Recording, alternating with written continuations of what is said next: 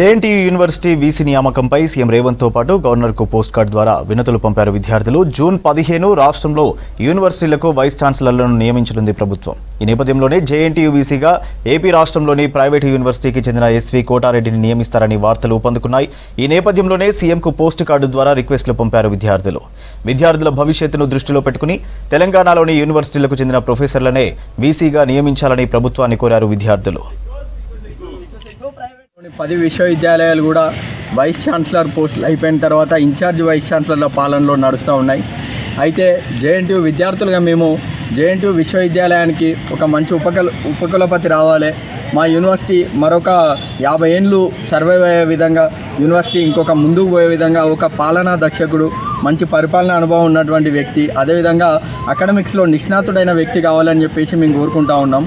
అయితే వివిధ పత్రికల్లో కావచ్చు, వివిధ ఛానల్లో వస్తున్న కథనాల ప్రకారం మాకు మీరు ఎటువంటి వైస్ ఛాన్సలర్నైనా తీసుకురండి, ఏ ప్రభుత్వ విశ్వవిద్యాలయంలో పనిచేసినటువంటి ప్రొఫెసరు, 10 ఏళ్ళ అనుభవం ఉన్నటువంటి ప్రొఫెసర్ను ఎవరినైనా తీసుకురండి, మాకు అభ్యంతరం లేదు. ఎందుకంటే ప్రభుత్వ విశ్వవిద్యాలయాలకైనా పని చేసిండు, గతంలో ఈరోజు విశ్వవిద్యాలయ వీసీగా ఉండంటే గతంలో ప్రభుత్వంలో ఎక్కడో ఒక దగ్గర తను సర్వీస్ చేసి ఉంటాడు, తను చదువుకొని ఉంటాడు.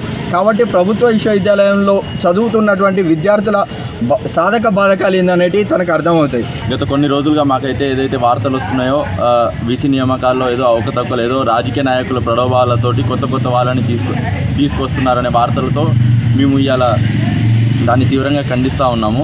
అదే కాకుండా ఏదో ప్రైవేట్ యూనివర్సిటీస్లో వీసీగా చేసిన వాళ్ళని తీసుకొచ్చి ప్రభుత్వ యూనివర్సిటీలో వీసీగా చేయాలని చెప్పేసి కొంతమంది మంత్రుల సాయంతో వాళ్ళు ఏదో గవర్నమెంట్ యూనివర్సిటీస్లోకి రావాలనేది ప్రయత్నిస్తూ ఉన్నారు. దీనికి సంబంధించి మేము ఈరోజు గవర్నర్ గారికి మరియు సీఎం రేవంత్ రెడ్డి గారికి పోస్ట్ కార్డుల ద్వారా మా విద్యార్థులం అందరం కలిసి ఈ పోస్ట్ కార్డులను వారికి పంపిస్తున్నాం.